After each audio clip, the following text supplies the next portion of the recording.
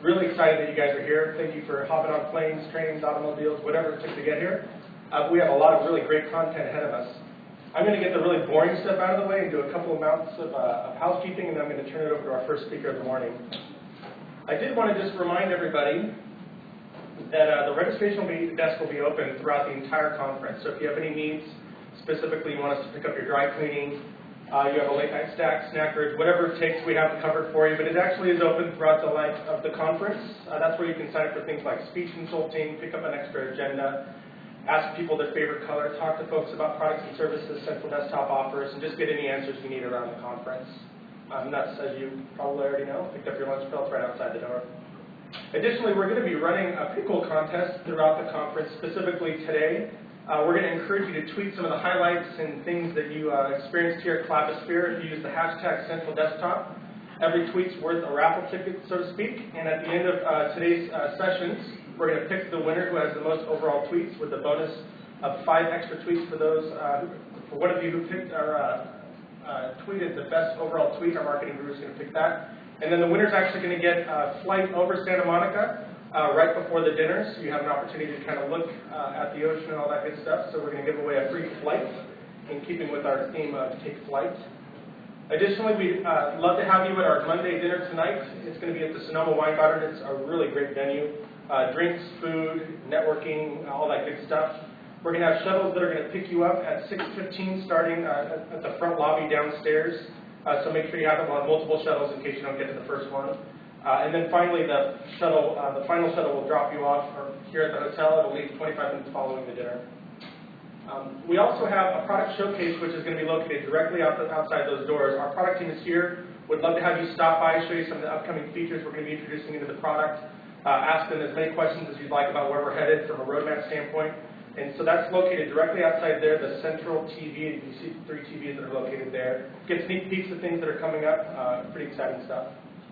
And then finally, if you haven't signed up for speed consulting, we have some of our expert sort of collaboration strategists that are available for some mini consulting sessions with you. So by all means, please sign up at the registration desk if you haven't already. A specific problem you're encountering in the system, trying to figure out the right way to do something. Those experts are at your beck and call, so sign up for one or multiple sessions if you'd like. Really great experience there.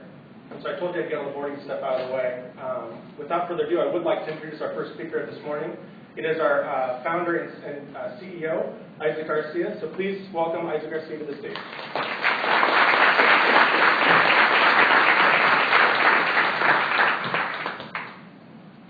Thank you, Mark. Let's make sure this mic is on. Thank you, Mark. Thank you, Mark. And good morning, everyone. I'm Issac Garcia, CEO and co-founder of Central Desktop. But I want to emphasize the word co-founder because there's always more people involved when you start a company. And through collaboration with starting a company, I want to kind of single out my business partner whenever we start the company, Arnold Shu. Stand up for a second. Our CTO and co-founder. Thank you, Arnold. Thanks, everyone, for coming out from wherever you came from. Talked to people last night that came in from D.C., from New York, from Florida, from all over the place. It's really exciting.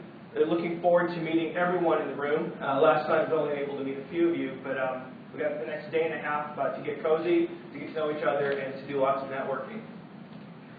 So obviously the first slide is to say thank you. Thank you for coming. Thank you for showing up.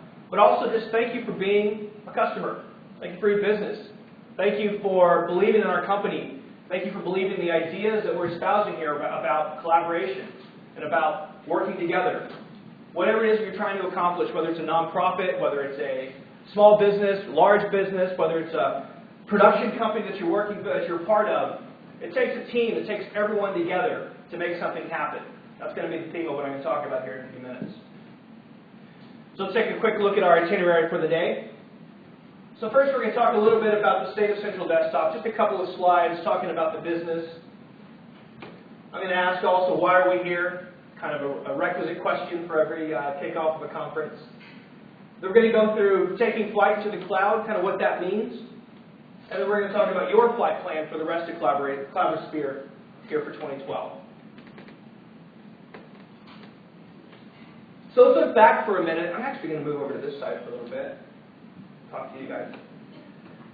Let's take a look back at 2012 just for a couple of minutes and talk about kind of what's changed or kind of what's happened with Central Desktop over the past 9 to 12 months, or at least since the last Collabosphere. I think one of the most exciting things that we're working on that's still in the works, it's always something in the works that's constantly improving, is we opened up a new office in India. From talking to all of you folks and to talking to everyone on the phone and the constant feedback that we get from the market, we realized we need even more engineering velocity to power what we want to get done as a product team. So we are expanding in the US as well, but we, for the first time, expanded into India. We have an office in Pune. We have about 12 people over there. We have 2 of our employees that are here today. I encourage you to meet with them. One of them is on the quality assurance team, and another one, Munaf and Alicia, is also on the product team this year. We do an exchange program back and forth that is able to extend and get a lot more velocity to our engineering team. Very excited about that. Over the past year, we've been really focused on user experience improvements. Some of you have seen that in light of the, it's called light boxes. Every time something pops up on your screen to do an action inside of our product, you see a different look and feel. Not as easy as it sounds. There's more than 150 unique light boxes that pop up inside the system that all require unique handling of what happens on the screen. But we got through that one, and we also had big improvements on how to accommodate lots of users inside of one workspace. We went and made lots of improvements on the security and the performance side. On the security front, all of your data is constantly at encryption. We call it encryption at rest when it's sitting in our servers. That's a huge, huge difference. God forbid, in the event of a hack, all they get is garbled information. Performance enhancements around the world for all of our remote users around the world, as well as high-speed transfer of files. We won a Stevie Gold Award for customer service. What's particularly interesting about this one is our customer service team, which I think everyone in this room is familiar with. We beat out Salesforce.com and Epicor. We like beating out billion-dollar companies on a daily basis. But our team, we put them up against them anytime. And then lastly, integrations with key partners. So we've had some really good integrations with companies like OneLogin, which is focused on single sign-on experience, as well as we're in the works with a couple of additional partners that you'll see on our roadmap slides when we speak to the product team. But we also would acknowledge that we've had a couple of challenges over the summer as well. I know some of the challenges that we had over the summer, late summer, around some of the releases we had were frustrating to some of you. So I want to just acknowledge that, yes, we are aware of it, and we apologize for that, and we want to make sure we work through that in our future releases. We've taken steps to address that as well. Thanks for bearing with us. And many of you here are the first line calling us on the phone, talking to us on a regular basis. It gives us the opportunity to react quickly and show off our customer service. So right now the company stands at a little bit over 500,000 users, almost 600,000 users worldwide. There's more than 5.5 million documents sitting inside of our platform today. More than 3 million comments have been made in regards to our platform today. More than 500,000 discussions. 52,000 status updates and tweets that get pushed out. We need to work on that number, get that one up a little bit, I think. 3.3 million tasks. 2.2 million of them are completed, so we still have a lot of work to do. 4.3 million online database records. Now that's not our master database, that's even larger, but this is the online database functionality inside each of the workspaces. All right, so that's just a quick update there. And we don't have teleprompters. And I do have a pretty good memory, but it's not that good, so I'm going to work from cards for a little bit just to make sure I say the right things. So, in preparing for this, I was kind of thinking about all the conversations we've had, or I've had with vendors and with customers and with analysts and journalists, and kind of thought about what we accomplished this year, kind of what we're proud of, and then whenever we talk to you guys, many times what the conversations are we have about you. And what we realized, kind of dawned on me, I think it's obvious though, is that we are obsessed. We're absolutely obsessed. When you talk to the journalists, the analysts, the customers, the vendors, the technologists, we're obsessed about the same thing. We're obsessed about technology. All day long we're sitting in front of a screen, an iPad, a mobile device. Every conversation we have is always about technology. Now, That's not necessarily bad, but sometimes it can be quite boring. You go to a conference, oh, they talk about the technology. The technology, the technology, the technology. And, I mean, we believe in the technology. We're a technology company, but I think a lot of times we lose context of other things that are behind the technology, or maybe why you're using the technology. That's kind of what I want to talk about. So I know there's a Starbucks next to our office in Pasadena, and it's literally about 25 feet from the office. And the entire company goes to Starbucks at least twice a day. And when you're standing in line, that's what it looks like. Everyone's just on their mobile device staring down, right? Now, years ago, you go to a coffee shop, you'd go to the coffee shop to talk to people, right? You sit at the counter, get some coffee, talk to the waitress, talk to the waiter, whoever's helping you, and you talk to people. But today, you sit in front, you stand in line at Starbucks, and you stare at a mobile device. Kind of a different world than what we were at maybe 25 years ago. But we tend to get tangled up in the technology, the idea of what we're trying to do with this technology. I think we lose sight, lose context of what's really behind the technology, as I said earlier. Then we fall in love with our ideas. The keynotes for most of the companies that I've looked at, that I've attended, that I've talked about, it's product release information over and over and over again, or it's how great our technology is. Now, we have that, but I think if I said all that, it'd be a little bit more boring to you guys. But we're in love with our ideas, in love with the technology. And I think even as a software technology company, we have to always be cognizant of why are we building these tools? What's the bigger idea that we're trying to accomplish with regards to your business or the better cause that you're trying to move forward inside of your business, inside of your company? So the idea here is that the technology has to have a purpose. It has to have a higher meaning. It has to be, we can't let the technology be our master. It has to be the other way around. And there always has to be another reason for why we're working on this technology. It's to have more meaningful communications with each other, to connect with someone or other teams that are around the world, or to better communicate with our clients or with our vendors. But definitely it's not to dehumanize those interactions or to lose sight of the people, which kind of brings us back to our company, Central Desktop. Work together in ways you never thought possible. So this is actually our mission statement to the company. This is kind of what drives us even in our internal staff meetings or in our off-site meetings, etc. Our first goal is, what are we doing to help other people work together in ways they never thought possible? So that you're able to leverage technology as a tool to help you achieve your end goal. We really like that phrase, actually. And as a technology company, sometimes we lose sight of that. Internally, we do. And I think even at a user conference here about our company, about software, it's really not about our technology, it's about you. And it's about what you're trying to do with that technology. So that's kind of what I want to remind us about, that the theme is take flight. Take flight into the cloud. Take flight as a metaphor for success as well, a metaphor for collaboration success. But don't lose sight of everything else in regards to what you're trying to accomplish. I want to talk a little bit about the people and some of the principles behind that as well. So let's talk about how not to take flight. Now in boardrooms, strategy meetings, and management offsites, you can hear it. CEO will stand up and say, this company needs to be more social. Or 2013 is the year of the cloud for this company. We need a mobile strategy. And then the employees run around and they come up with a strategy, or they buy some social software and they just deploy it out there. And, they can check the box for the board meeting or whatever. But that's not really a good way to solve a problem for your business or your client or your vendor. But this is what happens on a daily basis. I think we've all been victims to this in some capacity. It ends up being kind of a bridge to nowhere. You have a social tool that doesn't really solve a problem. It's kind of fun, it's kind of like Facebook, but then it's not really as good as Facebook, right? It's out there, it's just different. It's not quite exactly what we're looking for. So, I found it pretty interesting that yesterday, even Gilbert picked up on this. This was yesterday's, it couldn't have really been timed any more perfect. I'm not going to read it, don't worry, but even Dilbert says here in the upper right-hand side, will people take us seriously if we make technology decisions based on jargon? Right? This is Dilbert.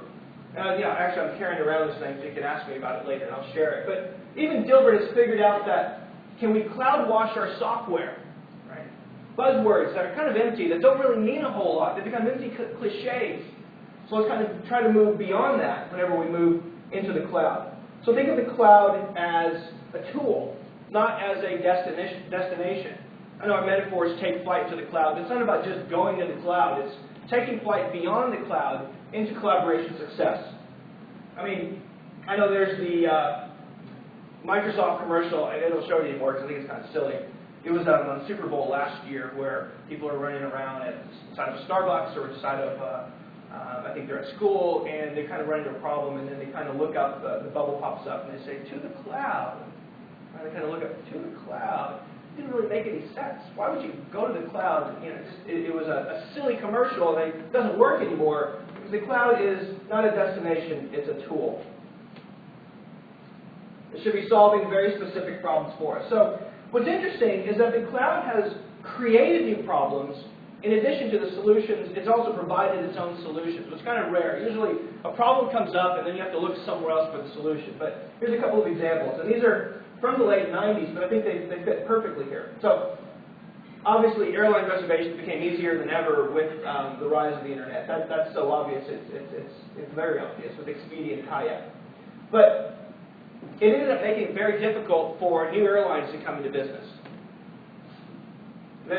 We didn't need to talk to someone. We could just go online. We could just interface directly with the website, and we didn't need to talk to anybody. It created its own problem.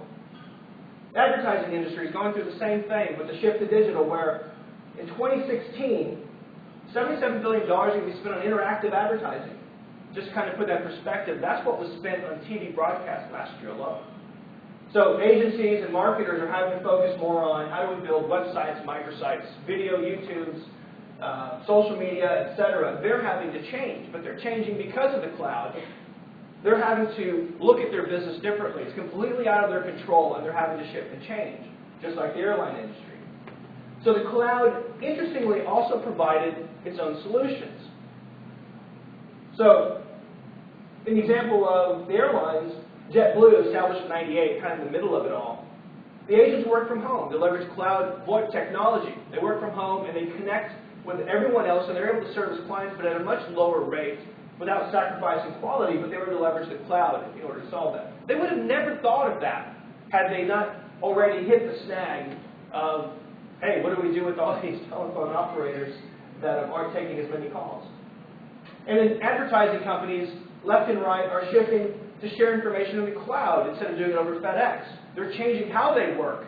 They're not moving disks and files, they're moving assets. They're reviewing and approving information online in a new environment. So the shift to digital is changing entire industries as well as providing their own solutions as well. So it changes everything and makes everything possible as well. So just some examples, they're obvious. It's disrupting industries, but then it's changing how we work and interact with others. It's changing where we work, and it's even changing what we use to work with others. So some examples of that. We always like to show this here. Let me make sure I do this right. So many of you have been using the cloud as a tool, using it as an opportunity to solve different problems inside your own business. And we wanted to share, if you haven't seen our How Do You CD here.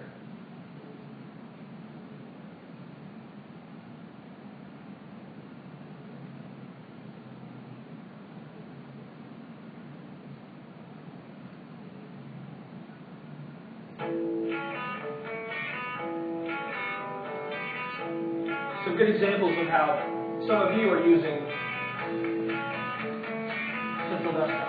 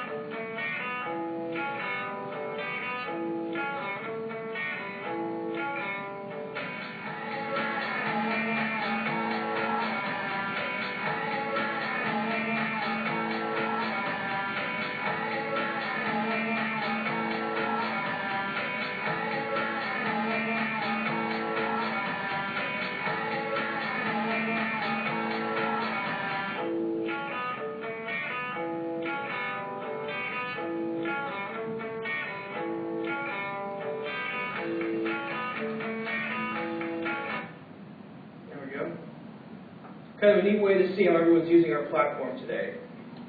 We like sharing that one quite a bit.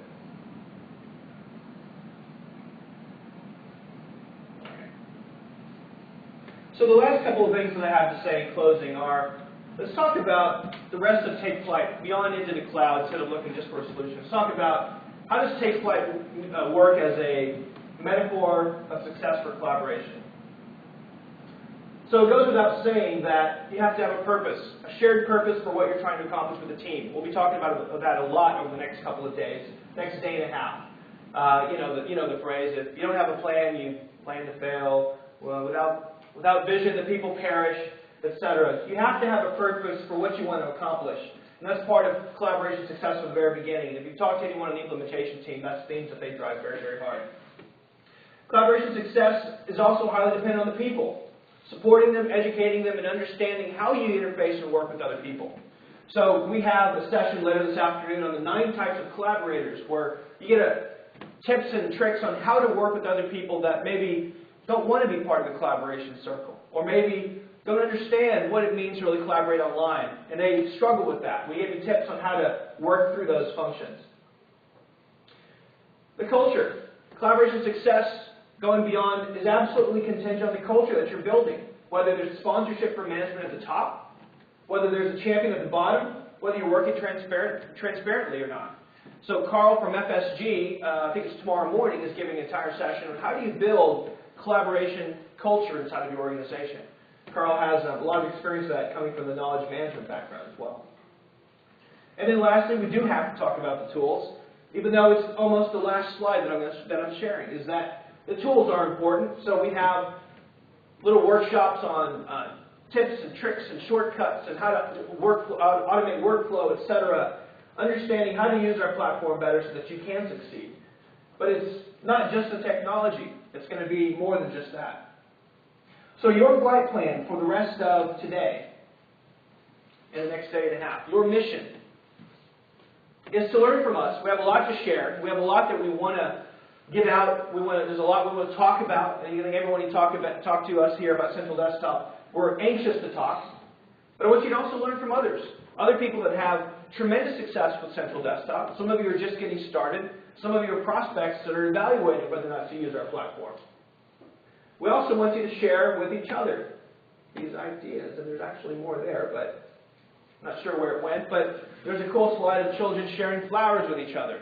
The idea is to share your ideas and to share your thoughts on what it means to collaborate. And lastly, of course, we do want you to have fun. I think we have some really great things in store for tonight as well that are going to be fun. If you were here last night, you saw the acrobatics, you saw the stilts, people walking in stilts, something to get everyone's attention. So while you spend the next 30 hours here together with us, talking to each other, hearing about best practices, and learning about the cloud and our platform, you're going to become an expert in collaboration. You're going to become a cloud security expert. You're going to learn more about our platform and our products. But never, never lose sight that at the core of the collaboration success, it's not going to be the cloud. It's not going to be our platform. It's going to be the people, the principles, and the culture that you build behind it. That's going to be a recipe for success. And that's what really Collabosphere is all about. So thank you for flying with us today. Let me work on introducing our next speaker. Thanks, everyone. So, let's get it going.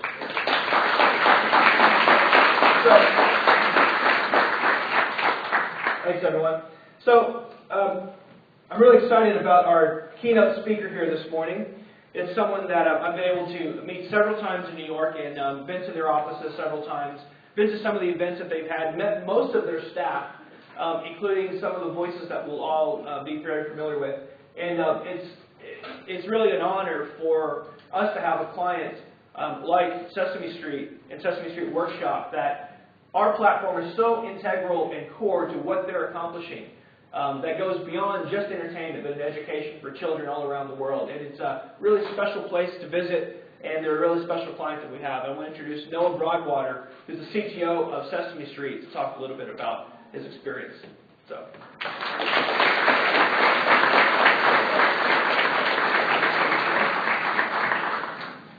Well, first, I don't tweet often, but yesterday I was in the airport and I was reading. I read all the time. I probably read 30 to 100 articles a day. And I'm reading another article where tech industry is talking to this CEO of this high-flying company that everybody's interested in, and they're just changing the world. And I got extremely frustrated. For the first time probably in 3 months I tweeted, I'm really tired of the tech industry talking to CEOs of a company with no business model, who make no money, who don't provide anything back to the world. I like to say that I thought of Central Desktop, I was flying out here anyway, because they do make a product that impacts the world. It is useful to all of us, and the tech media is not paying attention to it, which just frustrates me.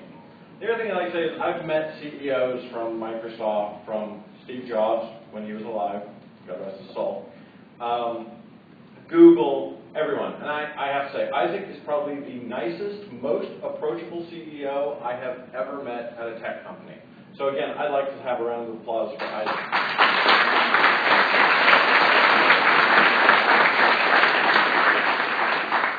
So my housekeeping chores. I was told not to do Q&A at the end, but because my slides got ripped apart, which I'll tell you about in a second, I don't have quite an hour, so we'll do Q&A at the end. However, it comes with some caveats. No political questions. None whatsoever. I had a really long slide deck, and I sent it to be approved, and they're like, can't use that slide, can't use that slide, can't use that slide. I'm like, why can't I use those slides? They have paper in them. Oh, okay. So my slide deck's a little bit shorter. So when we get to Q&A, if you ask a political question, I'm going to give you the same answer I'm going to give you right now. We have a wonderful PR group. We have a wonderful marketing group. I'm a technologist. Speak to them. So with that, let's move forward a little bit. All right. So stand at the podium because I don't have the... there we go. I don't have the wonderful mic so I can walk around. All right, so C is for collaborate. Yes, we're from Sesame Workshop, the company that makes Sesame Street, the electric company, so much more. My name's Noah Broadwater. I'm the Chief Technology Officer.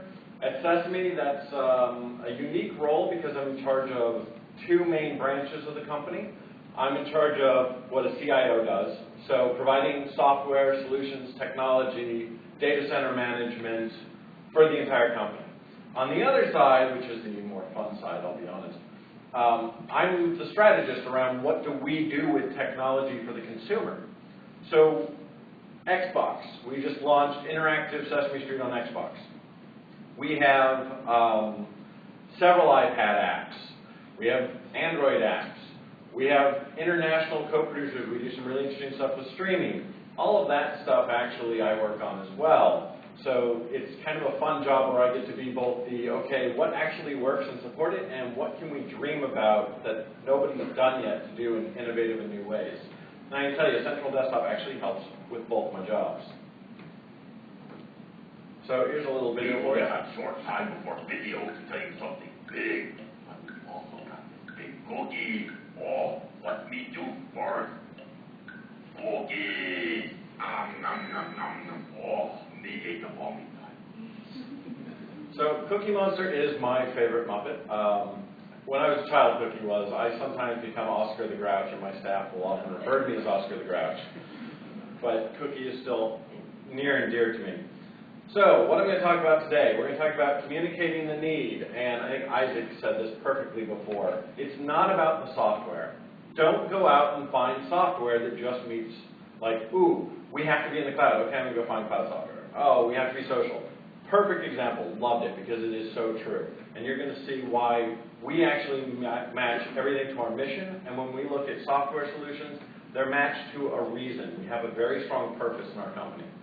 Second, the origins of the solution. So how did we come to Central Desktop? What led us there, and what was the timeline for that?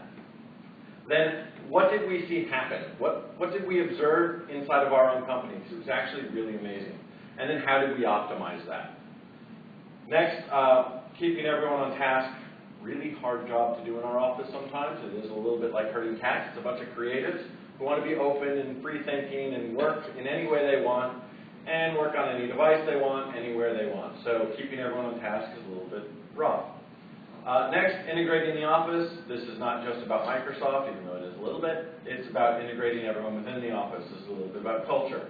And finally, how do you use stuff to enhance the mission?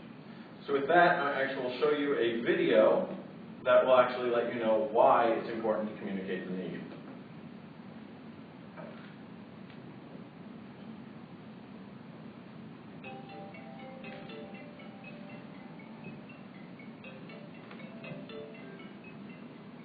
It's not whether children learn from television, it's what children learn from television. And because everything that children see on television is teaching them something. That's Joan Ganscuni, our founder. She's still with us. She still works in the company. But back in 1968, it took a group of visionaries to recognize that this power could also be used for good. One of the things we wanted was to give poor children the same break that middle-class children were getting in terms of arriving in school with some preparation. Sesame Street was called nothing short of a revolution in children's programming.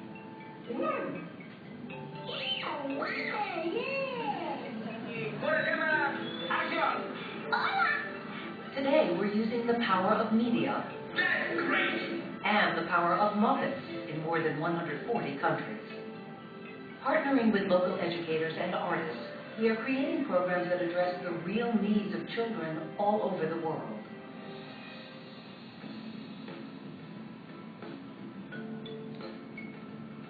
Already more than 5 million South Africans are HIV positive. HIV and AIDS is very much a part of every child's reality. We felt that if you brought in an HIV Muppet, then you have to take it through. Well, this is a memory box that my mom made for me before she died of AIDS. Oh, yes. Even a 3-year-old or a 4-year-old or a 5-year-old needs to have some recognition or understanding of what this thing is. Kevin, we know that we cannot catch HIV just by being your friend. And I have much more fun when I play with my friends.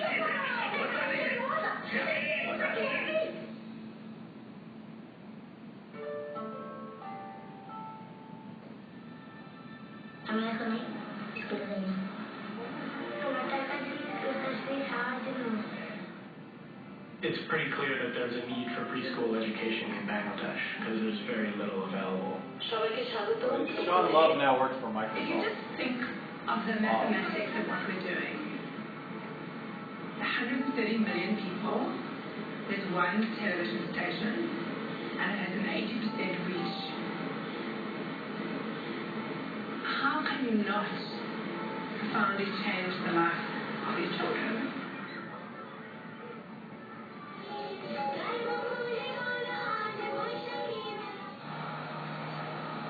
The fragile peace in Kosovo is shattered. We really believe that our Sesame project could aid in the peace process. I think it would be irresponsible, to be honest, not to start trying to do something with preschool children now in the realm of building peace and tolerance. Even if Sesame can't completely convert them, if you like, into being openly accepting of each other, at least when they grow up to be parents, they'll be more tolerant than their parents were, and the next generation will have a much better chance.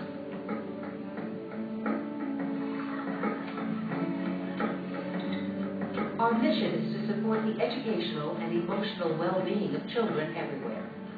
This includes addressing basic health and nutrition, which can be especially hard in families facing challenging economic circumstances.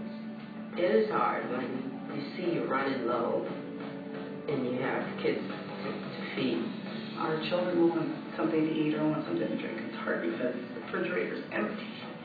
With our Food for Thought initiative, we're providing tools to support families and children in need, from helping them locate affordable and nutritious food to promoting healthy eating habits.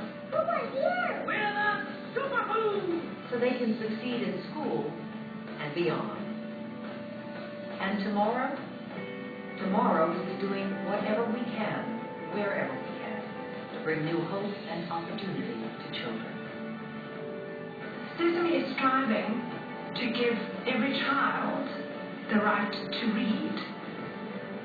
the right to literacy, the right to education. I mean, that is incredible.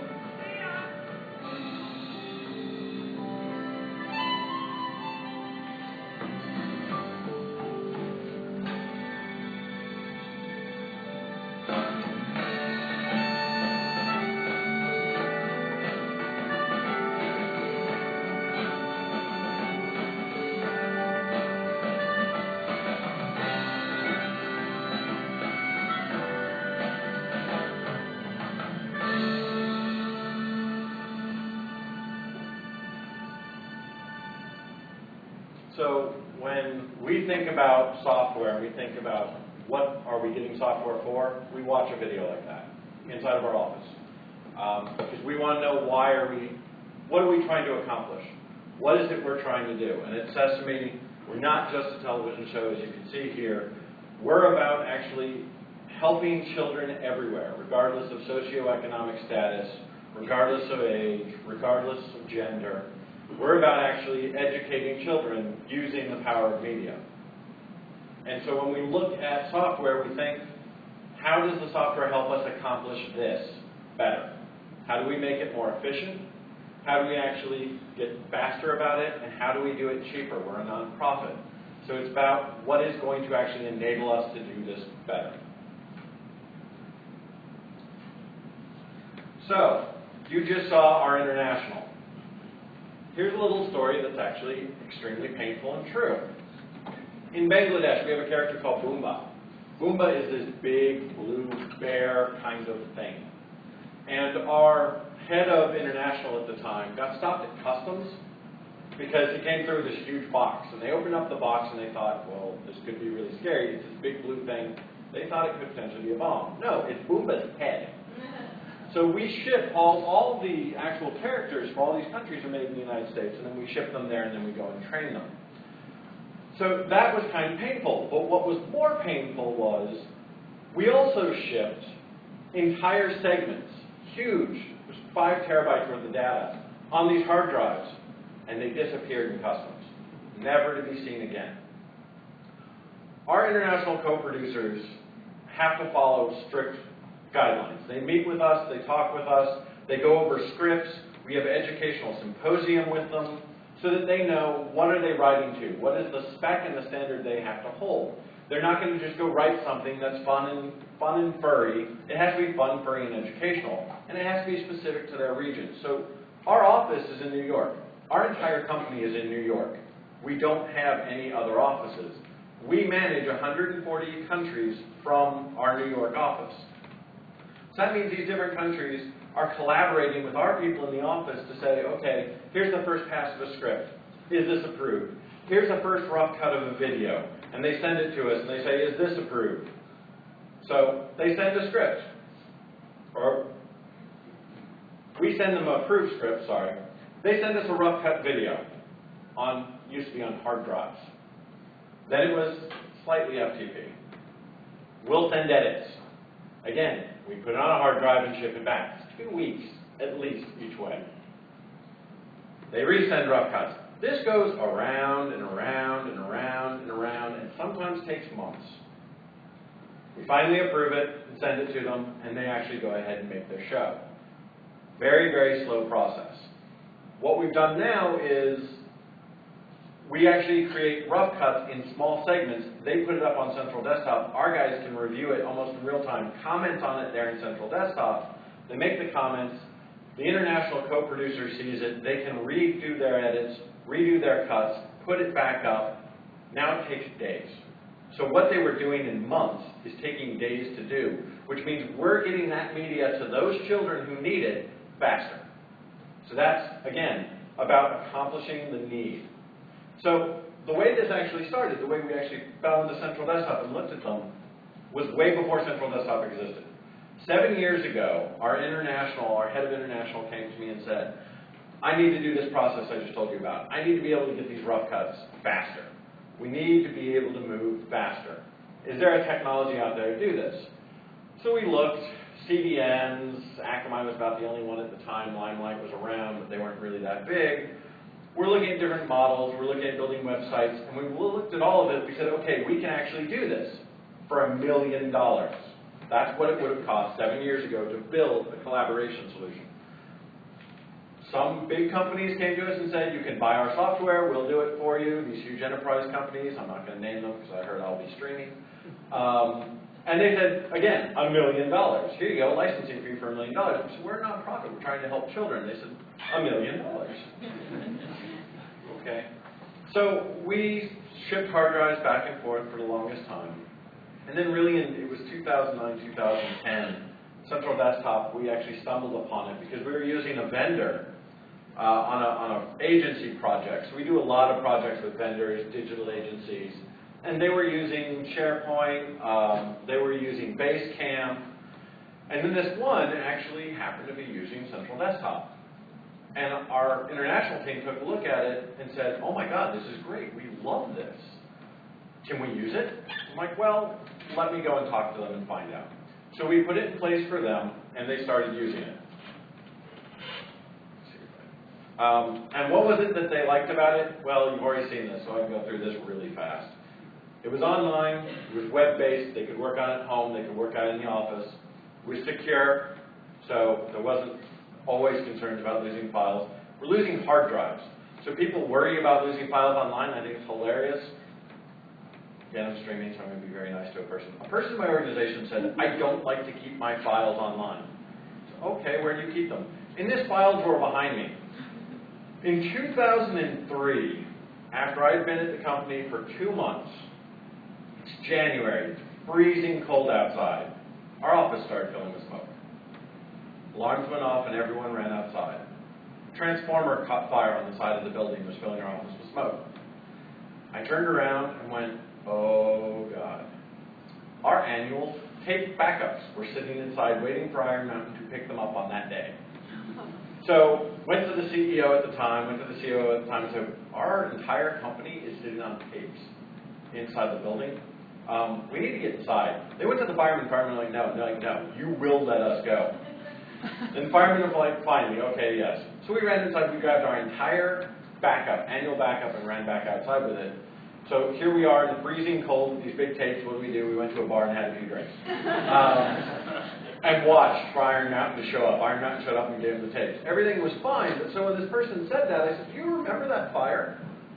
We didn't burn. I mean, we got smoke. But think about it. If all your files are sitting in a cabinet, they just went up in smoke. Everything just burned. You don't digitize. She's like, okay, you know what? Maybe I'll start digitizing. So when the cloud came around, they said the same thing. Oh my God, we put it in the cloud, someone else has control of it. Well, same argument. You know what? If it's in the cloud, right now our disaster recovery solution is 72 hours till you get email and basic file services up, as well as our general ledger. So at 72 hours, you can't do anything. But if it's in the cloud, guess what? Go home, keep working. Now, a lot of users don't like that. Like, damn, thought I could actually have a break. So no, sorry, you can go home and continue to work. But it was the same thing. You make the right argument, you make the right case, and especially since we did have a fire, we did have smoke. A lot of people easily bought into it. They said, oh yeah, cloud makes sense, but it needs to be secure. Has to be secure. Ability to comment. So anyone here know what the #1 most vitriolic comment area on the web is? And how many people here think Facebook is probably where the nastiest things are said is? Twitter?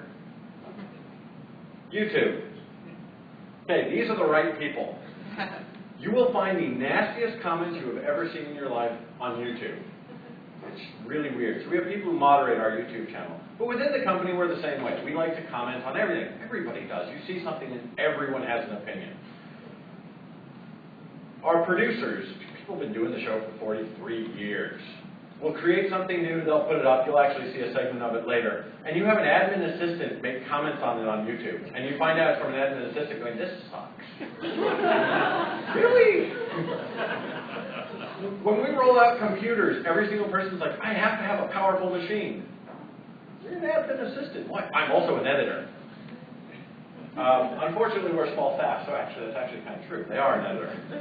And then the ability to view media. So Central Desktop, when they added the media component in, where you could do view and approves, we were ecstatic because that just made our day, because now we can view the media, we can comment on it, everyone can collaborate. It's made working with South Africa. Okay, how many people here would have guessed that South Africa actually has better internet than most small businesses in the United States? Wow. They have great internet. Now, we have a massive pipe, but they have a DS3. Bangladesh, yeah, okay, they're on a 56K modem. India, they're a little better, but most of our co-productions actually have a decent internet pipe, so we can actually send files. South Africa really amazed us, so we're sending massive media files back and forth and really collaborating with them. And it's been great because we get stuff out, like I said, faster. All right, so this was in 2010. The next slide, actually, I wanted to animate, and I never got around to doing it. So, like I said, we started one group, international production. She came in, she always worked with us. She said, I want a solution, I don't want to go around you guys. We finally found a solution, they're ecstatic with it. Within weeks, word began to spread within her group. And so she went from her and her assistant using it to her entire 15-person team using it within 2 weeks, without training. So there's a little problem there. But they were using it, and they were happy. Within a short time, we got from 3 workspaces to 188 workspaces. This is what our timeline looked like. So in 2011, we were still in POC. We had 1 group. And then within 3 months, it was 3 groups, and then about 6. And then all of a sudden, just this explosion. And so we're like, okay, we're going to do some central desktop trainings. And half the company went, oh yeah, we're already using it. We're on it. This is great. Like, well, wait, how are you using it? And it was really amazing. So we sat down to do training sessions, and we learned more from our staff than they learned from us. They're like, did you know you could do this? I'm like, wow, this is great. So from the way it started is we had Lisa, who is the international producer, at the bottom end, really pushing the project up and sort of talking from grassroots. And you had me sort of at the top end being the stakeholder, an executive stakeholder, saying, this is something that we're actually going to support and something we're going to push through. So from both ends, you kind of meet in the middle, and just this explosion happened. And it spread like wildfire. I can tell you, right now in our company, we have 300, and I think our new number is 331 full-time equivalents, and we probably have 220 people on it at this moment, probably inside Central Desktop working. So when you do that, you quickly have to start building policies and procedures, because one group starts using it, another group starts using it, another group starts using it, but guess what? They start using it for the same thing. We had Sesame Workshop India, we had India, we had Sesame India, we had Sesame Team India, all the same thing. But each person on the India team created their own workspace. And so our help desk was kind of like, okay, let's rein this in a little bit. Let's make it so that we create the main workspace for each group, and then we make them designate an admin within their group. And they manage it from that point on.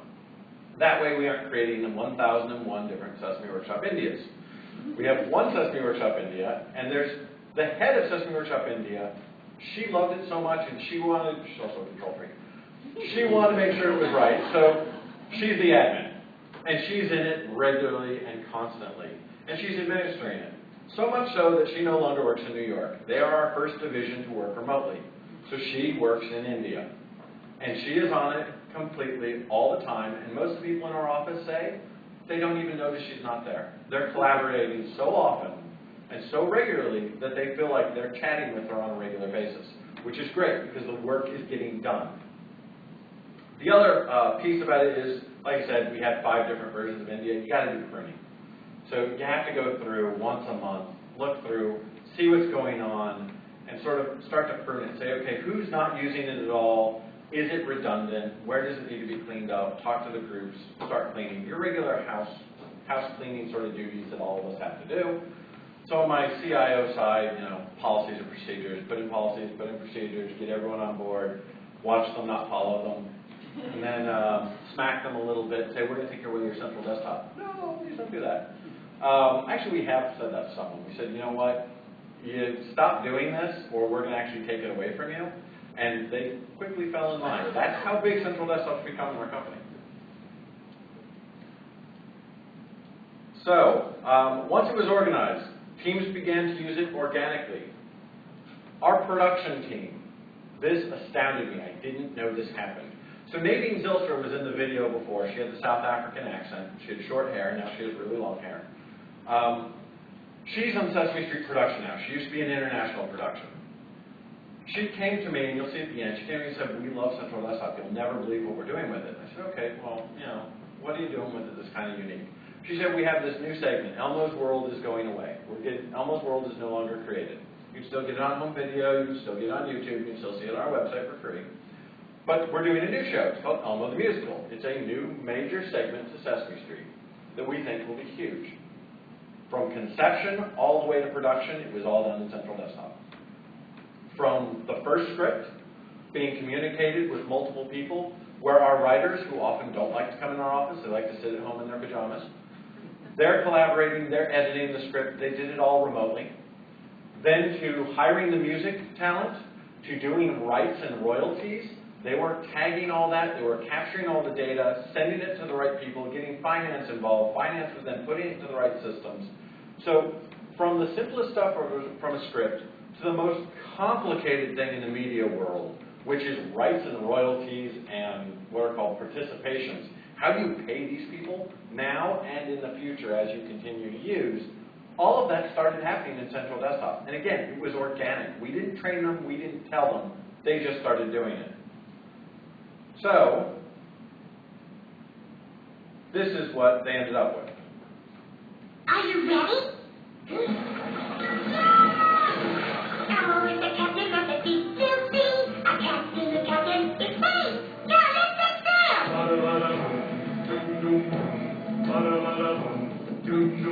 I'm the queen of Machu Picchu and I'm coming out to greet you. Though I'm sweating in the seat, you know I really want to meet you. She's the queen of Machu Picchu and she really wants to meet you. Elmo's space pizza. Oh, you got a leopard trim special delivery to Mars? No problem. Imagine delivering space pizza. Sailing the Bermuda Octagon, making guacamole for the queen of Nacho Pizza. Add in some dancing, singing, and math, and you get Elmo the Musical. A spectacular new addition to Sesame Street this season on PBS Kids. So again, all of that was actually written. A lot of the rough cuts, all of the music, all of the lines, all the actors did that in Central Desktop. Again, I mentioned to you before, this is from Nadine Zylstra, who's one of the producers for Elmo the Musical. So I had to take a minute to thank you guys for Central Desktop. It has transformed our workflow. We're so much less dependent on email, and there is total transparency across the various projects we are using it for. I cannot explain what difference it makes to us. That's an email she sent to me, thanking me, and then of course, we want to pass along to Central Desktop and let them know. Kevin Clash is the man who does the voice of Elmo. Another little side funny story. My first week at Sesame, I became very good friends with this guy named Mark Magner. Mark Magner is one of the artists who does all of our creative artwork for Sesame. He was trained by Jim Henson. He's one of the few people who's left who was certified by Jim Henson himself. And he and I were walking on the 4th floor, just joking around. We passed this gentleman. The gentleman said, "Hey, Mark, how you doing?" 6'1", big black man, like built, deep voice. And he goes, "Oh no, by the way, that's Kevin Clash, that's Elmo." And I went, "Yeah, whatever." Kevin turns around and goes, "That's how you know." And I was just like, oh, I feel like such an idiot. But Kevin is, I could probably tell you, I could probably log the system right now and tell you Kevin is probably in here. It costs us $5,000 for Kevin to step foot in our office. He's an employee, but he's an actor. So we have to pay him through guilds. So he gets fees. So if you've seen him on Oprah and seen him on those shows and they say the $1 Million Muppet, well, that's because he's a member of different guilds and we have to pay him through the guilds. So we don't really have a choice about his salary. But it costs us $5,000 for him to come, sit in our office, and go through a script. It doesn't for him to do it at home. So he probably doesn't like us so much for this, but he's in it all the time. So it actually saves us money in a way, because it saves him from having to come into the office. He can stay home, actually take care of his kids and raise his children, and still actually collaborate. But for Elmo the Musical, the segment you just saw, again, him, Joey Mazzarino, who's our head writer, who's absolutely hilarious. If you've seen Murray, he does Murray. He writes most of the main body of our script. The two of them were, seriously, Sunday night, they're emailing me going, is Central Desktop up? We're having a small problem. And I'd check it and be like, yeah, it's fine. I'm like, okay, great. Because they're working on Elmo the Musical to get it ready Sunday, 2 a.m. They were just constantly working, so they love it. It's like, we don't have to come in the office and do this anymore. So, speaking of the office, let's talk about integrating the office. How many people here are in agencies? Yeah, see, that's what I figured. Central Desktop is perfect for agencies. So we actually, with our agency partners, the first thing we thought about was, okay, when we actually manage all these projects, typically what happens, and you guys, some of you probably don't like this, agencies would work with us and they say, okay, we're hosting this for you. Here's where you can go and get your documents. Here's where you can go. We do work for hire, and most of you probably work with companies who do work for hire. I own the documents, not you. As soon as you create them, they're mine. They are the property of Sesame Workshop. So why am I putting them on your servers? So if something happens where we're not so happy with each other anymore, I have no control unless I've downloaded them. So we said, you know what, okay, let's standardize, because there's Basecamp, there's SharePoint, there's Central Desktop, there are 1,000 different ones. And why are our staff having to get used to each one on each new agency we work for? We said, we're paying you, sorry agencies, we're paying you, you're working our way. So we're going to create the workspace in Central Desktop. It's what we know. It's the same every time. You're going to live in our world, and you're going to give us the documents, put it in our space. That way, if something happens between us, we have it still. But at the same time, we don't have to relearn. Our staff doesn't have to relearn a new software versus another new software versus another new software. They just know how it works. So that was a great thing. It started to integrate inside the company as well as outside. So people inside the company said, you know what, we know how to do this. Let's collaborate across divisions. We are what's called a matrixed organization. How many of you work in matrixed organizations? Okay, I'm sorry. That's all I have to say. So if you're not aware of a matrixed organization basically says you have different divisions. We have a creative division, we have a marketing division, we have a legal, we have finance, you know, your typical operations, HR, IT. We have an outreach division, we have an education and research division. Any given project doesn't sit in any one of those divisions. It sits across them all. So there's no real project owner. There's no person who actually owns a project, because they can just say, oh, well, marketing took too long, it's not my fault. Oh, well, education and research is stalling us, it's their fault. And so there's always this sort of blame game going on, and they weren't collaborating because each one became a silo. But for the company, we have to work together to get things done.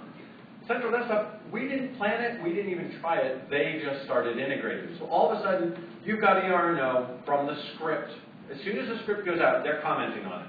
They're not waiting for 5 iterations of a script for Joey to feel it's at its creative best, and then ER&O goes, nope, nope, nope, nope, and Joey just pulls his hair out saying, okay, it's no longer funny. Now, he goes to the first version of the script, they're commenting on it, he comments back, they have a dialogue that says, okay, yes, I understand that you need to be more educational in this way. Help me make it that way, but I don't want to lose the fun furriness of it, because that's what Sesame is. We're fun and we're furry. Education says, great.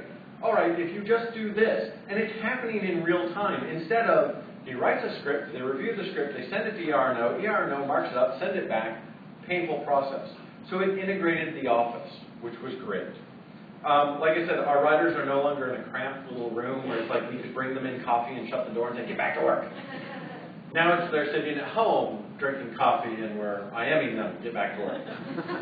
But they're at least a little more comfortable. They're not in a little closed room with no window. Actually, our new office is kind of funny. Our new office, there are no offices without glass. So there's no privacy whatsoever as far as, I used to change my office all the time. I can't do that anymore. It's glass. Our writer's room is the only exception. Our writer's room is still this little box that has no windows inside the building, and it's a boring little rectangle. Everything else is colorful, it's beautiful, it's modern, and they get this boring little room. So they love not having to do that. Our producers are no longer scheduling middle-of-the-night calls. This is for international. So they'd say someone has to come in at 2 a.m. to be on a call with Australia, or someone will have to stay late to talk to India. Not like, okay, we're just going to put up our notes, then they'll send back their notes, and we'll deal with it in the morning. And they're actually dealing much faster that way than someone staying up, drinking a lot of coffee, being exhausted, and misunderstanding something. And then we have in some of our scripts words that aren't appropriate anymore. And most surprisingly, silos in the office began to break down, as I mentioned. Now, the other kind of office to integrate is Central Desktop plus Microsoft does not equal Elmo. It equals happy. So let's just be clear on that. That's happy, not Elmo. I don't think Microsoft and Central Desktop together make a red furry monster. Might make a monster, not a red furry monster. So again, another thing, I'm sure all of you deal with the same thing. Your users live in Office. Maybe you're in Google Docs, but they live in email. Email is always open on their machines. It's what they breathe, it's what they live. Word, our finance team doesn't know what to do without Excel. Like, you want to seriously mess with a finance person, take Excel away from them. People like shake. Our marketing team, PowerPoints. I'm not a huge fan of PowerPoint. That's why this isn't the best in the world. Other than the fact they cut out like 20 slides. Office is where we live. So the ability, everyone says, you know what, the thing I hate the most about the cloud, I hate saving my document to my desktop or to my documents folder or to my server, and then having to go to it and then upload it from there and upload it to the cloud or put it into a Dropbox, put it into some system that's not so secure, and do it that way. They're like, I want to be able to save right from Office. And Central Desktop, as you all know, does that, and they love it. Go into Word, open the document from Central Desktop. They don't even realize. They're just like, okay, open. They don't have to think about it. They don't have to save it in weird places. Once the file's up there, they open it from there and they work on it. Great integration. Integrations are important. So, now we talk about enhancing the mission. Yeah, and I'm going rather fast. I noticed. Again, I had 1,000 slides cut out. I apologize. So, like I said, what used to take weeks now takes days, and in some cases hours. So domestically, we do stuff really fast. Another project that I can't name the company we're doing this with, but it's actually near and dear to my heart because IT was involved from the beginning. It was a really cool project. So you saw in the video, there are WIC centers. So WIC centers actually are helping families in need who are really in dire needs. And in our current economy, families who've fallen on hard times, dad's been laid off, mom's been laid off, they're really struggling. WIC centers provide them with medical, they provide them with resources. But in these WIC centers, they're sitting there for 4 hours. So a parent will be sitting there for 4 hours and not doing anything. They're just waiting. And believe it or not, low-income families have something that no one would ever think. They're smartphones. Be surprised at the number of smartphones in women's battered shelters. So these women are battered, and now they're staying in a shelter. They have no place to live because they can't go home. They're scared to death to go home. They're living in basically a homeless shelter. A lot of them have smartphones. A lot of people who are unemployed at the low end of the spectrum have smartphones. What they don't have are data plans. So they're paying for just what they need to be able to make phone calls, but they're using the device as, well, what we used to call them PDAs. They're organizing their life on it. They're keeping information. What a lot of people that I've met, so I've gone to these centers that I personally have met, are doing on smartphones that I would never think of at that level of the economy. It just surprises me. So we looked at it and said, well, okay, we've got unemployment lines, we've got WIC centers, we've got health centers. What if we actually created a Wi-Fi router that they could plug in, because they've got computers there, they're taking their information, they're people doing work, knowledge workers. What if we actually plugged in a Wi-Fi router, and that Wi-Fi router provided free internet access for all these people who are sitting there for 4 hours? And the first thing they do is just like the hotel here. When you come here, you connect to the hotel internet, and it brings you to that splash page that gives you some information about the hotel. Here's what's local, here's some interesting stuff, please provide your username and password. Like, well, what if we did the same thing and then provide them with economic insecurity videos? Let's provide them with downloads that they can bring on their smartphone that tells them, here's places you can find a food center, here's places you can find clothing, here's places you can find actual assistance, here's different areas that you can get assistance on free. Come in, you see a sign and it says free Wi-Fi, you've got a smartphone. We've started rolling this out and testing it. It cost us, our internal team developed the whole thing, it cost $200. to actually develop a whole process. And now we're partnering with a major company that's actually putting it into special Wi-Fi routers that they're going to ship to these centers so that these people have access. All of that work was done in Central Desktop. All of that collaboration, all the communication, even the code that was used to actually modify these pages was shared in Central Desktop. So it was an amazing thing. I sat in a meeting with our head of outreach, and we were talking this through, and she was explaining this issue to me, and we came up with the idea on the fly. It was 4 days later that we had this solution. It took us another 2 weeks to pitch it to 3 different companies, and all 3 companies wanted in. We had 3 different companies like begging to be a partner on this, to provide us with free hardware to be able to do this, which is amazing. Normally, that process, so I've done a project like it, that process took months, even sometimes years.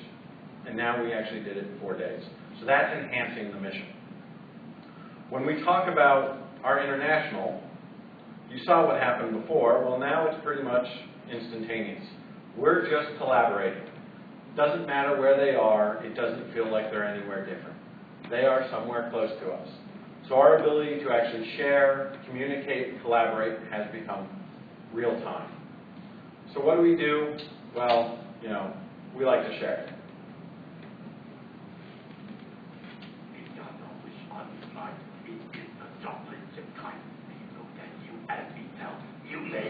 This is our office, by the way. Trade me soul for a bite. We spell it out black and white. We look at you and we see you like an elky a tree. You cookie showing and me hunger growing. Let's get skin the flowing. We'll start this snack going, baby. Hey, me just met you. And this is crazy. But you got cookie. So share it, baby. It's hard to look at. Your snap, baby, but you got cookie, so share it, baby. Hey, we just met you, and this is crazy, but you got cookie, so share it, baby. Coffee cakes with frosting, it don't faze me, but you got cookie, so share it, baby. You took your time with the fight, me trying to stay polite. We start to really freak out. Please someone call the Girl Scout. Me no grumble or grouse. This thing is toll on me house. Me going off me rocker. Please leave me Betty Crocker. You cookie showing and me hunger growing. Let's get skin the flowing. We'll start this snack going, baby. Hey, me just met you. And it is crazy. But you got cookie. We'll share it, baby. It's hard to look at. You snack, baby, but you got cookie. So share it, baby. Hey, me just met you. And it is crazy, but you got cookie. So share it, baby. Pie and ice cream. It no faze me, but you got cookie. So share it, baby. Before you came into me, I see it so bad. Make it so bad. We miss you so bad. Before you came into me, like we miss you so bad. And you should know that. We miss you so bad. Bad.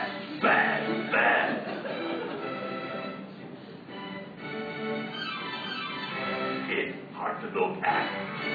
You're snack, baby, but you got cookies. So share it, baby. Hey, me just met you. And this is crazy, but you got cookies, so share it, baby. Chocolate pudding, it no faze me, but you got cookies, so share it, baby.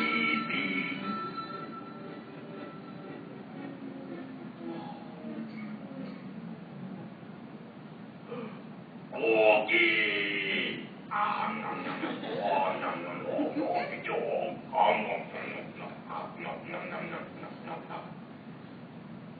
Here.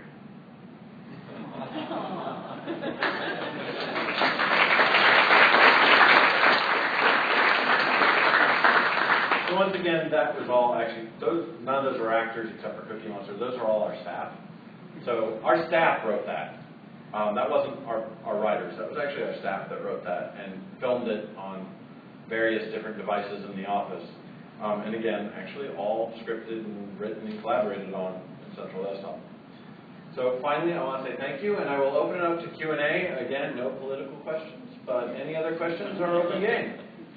Have the microphone on. Oh, Perfect.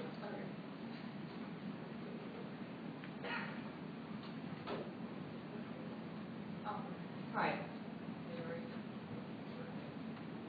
You can probably just hear me. Yeah. You have, you're uploading videos, so you're using a lot of storage space. Correct. So do you keep the videos on there, or do you actually end up freeing up the storage space later by, you know? So we have a digital asset management system. Actually, we have two of them. We have one that's specific to videos. That is where all finals go. So people will send the rough cuts, and they'll do the commenting actually on Central Desktop. And then when they get to the one that finally gets approved, then they'll actually send the big one, and that goes into our digital asset management system, and we take it off of here. But we'll leave the very small rough cuts up there for people to reference. And then what people started doing is they started creating stills, so that they'll use a still with a reference. Just so as we go and look back at, say, Elmo the Musical Season 1, we're doing Season 2 right now, they can go back and get a quick sort of visual peek at what it was. And then if they need to get the actual rough cut video, we do have some of those stored. But we start removing them and putting up just sort of image placeholders so that they know, sometimes storyboards. But the finals go into our digital asset management system that everyone has access to see the final versions.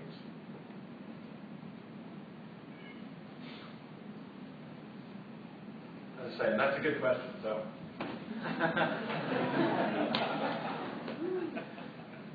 I don't have great pitching arms. If someone in the back asks a question, I might be straining myself. Any other questions? Yes. Yeah, I have a question. You said that, what was it, India or Indonesia? I can't remember. Oh, we're in both. They just use one workspace. Yes. And so do you find that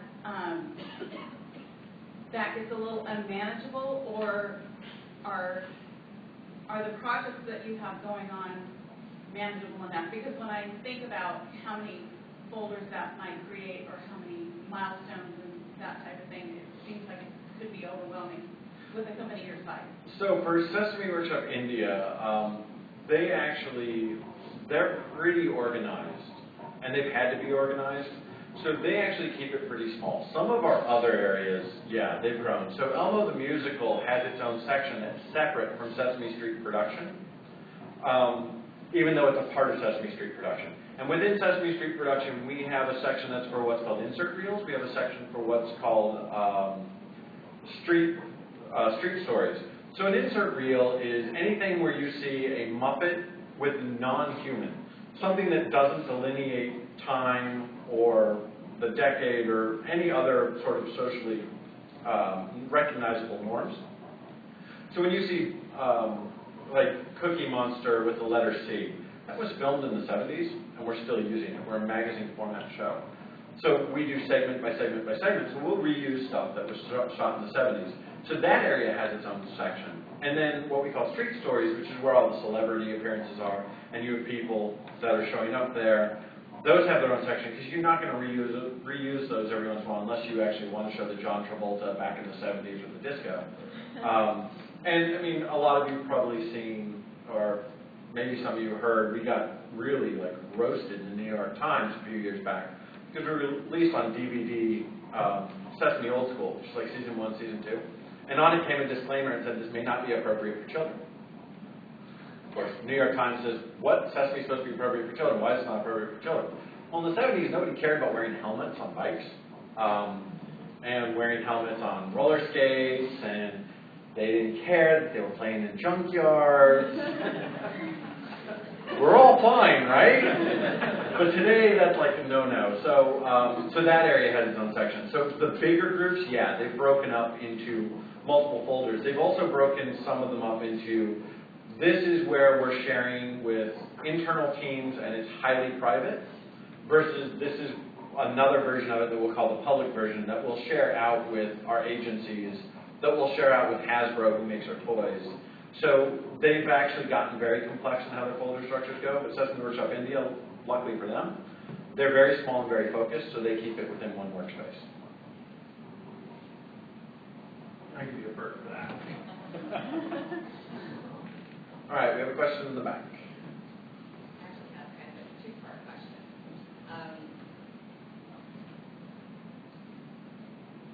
You mentioned beforehand that you were having some issues, I guess, with some of the people who are using Central Desktop and they were using it incorrectly, I guess. Usage policies, what kind of usage policies did you have to put in place? And also, how do you handle, I guess, multiple sign-ins as well with the different companies that you work with? So the first one, I want to give a shout out to my legal team. So wherever this is being streamed, go legal. I'll tell you, the first people you want to make friends with, if you're in IT, is make friends with the lawyers. Because everything else will get backlogged and you want them to get your contracts done faster, but you also want them to actually help you, because if they say no, it's a shutdown. But at the same time, lawyers often don't write the best language. So we work with our legal team and actually our legal and marketing team together, and created policies that were very usable, very readable, very understandable to just the regular staff member. So we crafted our policies. It took us a while to actually craft them, test them, try and break them, see what it would take. And then we distribute those. We actually try and we haven't done one for a while, we're going to start doing them again, these brown bag lunches, where we invite people to come in and we talk over. Some of them are the boring, this is a policy session, so sometimes we say it's mandatory.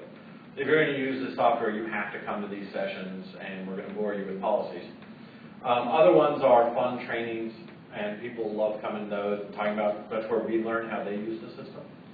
But the policies, we make sure that everyone gets them.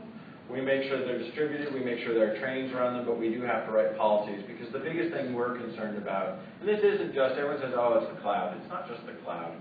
People are actually putting files on their USB keys, taking their laptops home, printing them out. I mean, the printouts are just as bad for a script as anything else.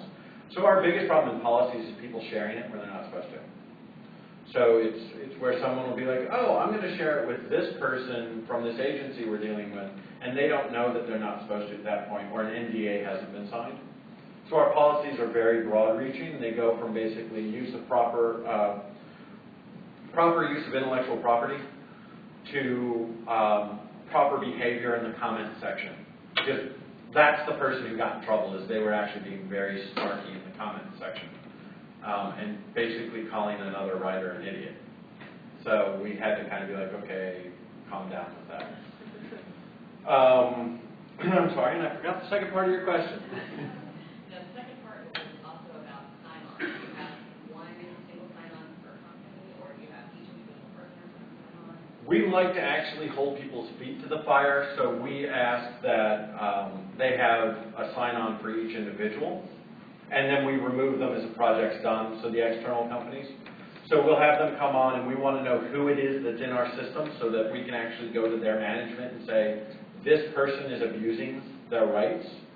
And then as soon as a project's done, especially with the agencies, we get through a marketing campaign, and then we remove them from the system. And our marketing team then will archive that specific component.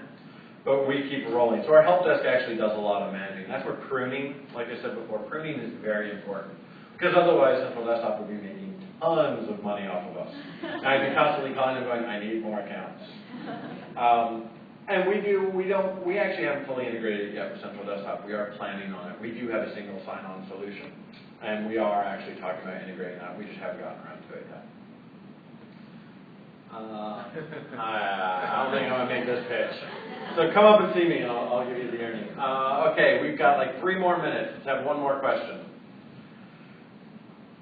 This is a little bit more detailed on her question, but I was wondering, in dealing with those external members, do you find it more efficient to allow them their own capability to create their account using the email invitation, or I'm taking from what you said that you may actually create those accounts in-house in order to be able to manage those, because that's a big issue for us.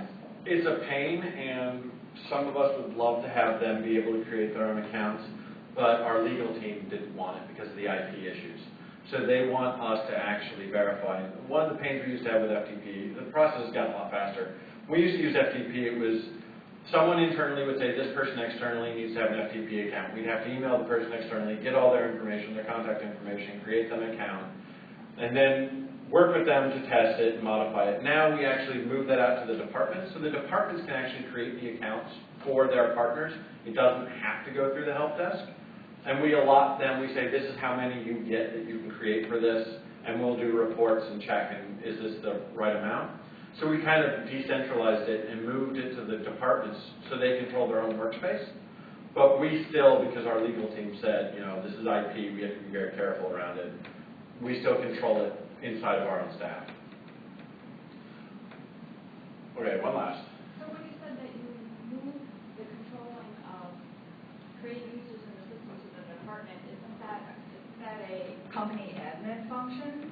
So have you granted company admin functions to the departments? We have, in some cases. So what we do is, our company is kind of unique in this way because we're a matrix organization. We have people that we call basically our, blanking on the word, our influencers. And so they're actually typically our admin assistants in it. And honestly, most of them are what we call our health and wellness committee. Is we take them, we train them, and treat them like mini help desk staff that live within the department. So usually it's the executive assistant, and the executive assistants will grant that right to, and they're the ones who are responsible, because we know they're already responsible. We know that their executive will have their head if they do something wrong. So we've been granting that right to several, only at the executive level, the executive admins, and they have that function. And it shows a trust from us to give them that right, and they actually are very happy to have it in some cases, and they get mad because they have to do more work, but they're very responsible people, and they feel like IT trusts them, therefore they ask more from IT. There's a trust relationship, and I could go into this forever, and I've given speeches on this. The trust relationship that needs to exist between IT and between the workforce. And generally everyone sees IT as this dictatorial, you will do what I say. And I speak about this all the time. If you continue down that model, you will lose your job. IT, they will go around you, they will spend money, they will go buy Central Desktop without telling you. They will go use Dropbox and not tell you. If you don't integrate them into the process and start giving them trust, then they're never going to feel like they're collaborating with you, and they're going to collaborate around you. So we actually started inviting them in and gave them responsibility and gave them strict warnings. Again, policies. This is what will happen if you abuse it. So far, it's been wonderful because they do a great job. They feel empowered, and they come back with some really great ideas. So we've actually been very happy with that decision. I know it's not for every company. We're a unique and very creative company, but it's worked well for us. All right. Welcome Isaac back up here, and thank you all so much.